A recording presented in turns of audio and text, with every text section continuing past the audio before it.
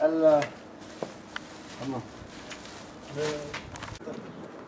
دقة الحط هي الجمهورية تحطها في الأرضية أبي. ها؟ أبي sen çıkıyorsun. Evet. İyi.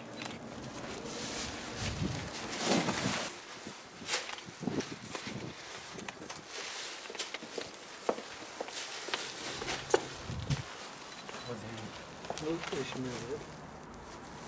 Bakçılığa gidiyoruz. Bakçılığa gidiyoruz.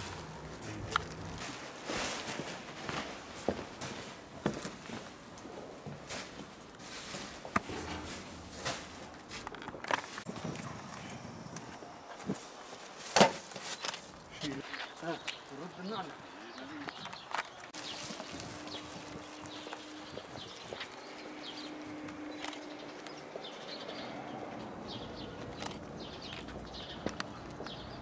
عد رجليك.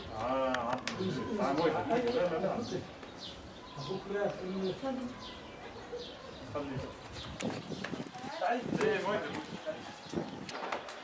Evet.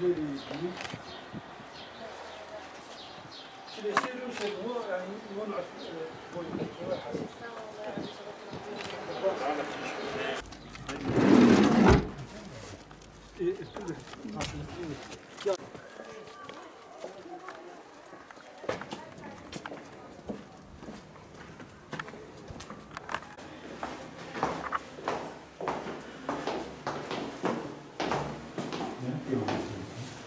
شو العجلة؟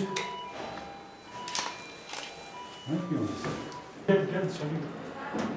Bak. خلاص جلد.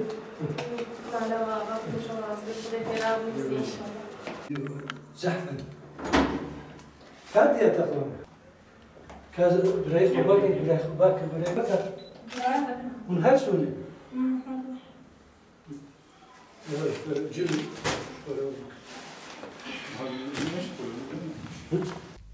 Midyat Umut Kervanı olarak her bayramda yetim ve muhtaç ailelerin çocuklarını, hayırseverlerin bağışlarıyla yetim ve muhtaç çocukları giydirme projesi kapsamında Kurban Bayramı'nda da giydirmiş bulunmaktayız.